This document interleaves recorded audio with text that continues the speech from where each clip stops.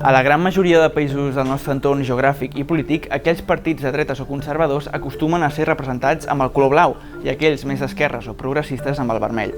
Països com Alemanya, França, Canadà, el Regne Unit o Espanya mateix segueixen tots aquesta diferenciació ideològica a través del color. Per què llavors als Estats Units no passa el mateix? Per què els republicans són els vermells i els demòcrates els blaus?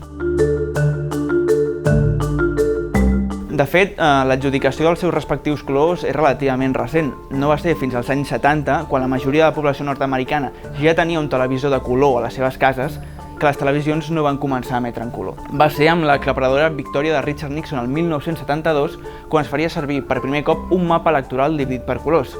Des de llavors, cada televisió faria una distribució de colors diferent, i és que durant molts anys no resultava gens estrany veure els demòcrates de vermell i els republicans de color blau. Això s'explica perquè el blau era el color de l'exèrcit de la Unió durant la Guerra Civil Americana, bàndol liderat pel president republicà Abraham Lincoln. També hi va influir el fet que el Partit Federalista d'Alexander Hamilton, precedent del Partit Republicà actual, utilitzés el color blau com a identificatiu. En canvi, el vermell s'associava amb el comunisme i els corrents internacionals més revolucionaris, una impressió que cap dels dos partits volia transmetre a l'electorat.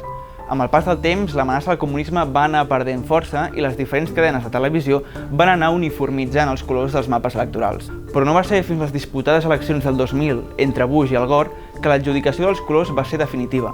L'ajustat i divisiu resultat dels comicis va comportar la presència de forma constant dels mapes electorals a totes les pantalles del país, fet que va acabar de fixar el color representatiu de cada un dels partits. Després d'aquella situació, l'adjudicació dels colors era ja tan clara que els propis partits van assumir-los com a propis en els logos del següent cicle electoral del 2004. Des de llavors, els conceptes del blau i el vermell han passat de ser merament una divisió visual pràctica a esdevenir expressions polítiques i culturals molt arrelades en tots els àmbits de la societat americana. Per seguir l'actualitat sobre les eleccions americanes podeu entrar a 2020.nacional.cat. God bless America.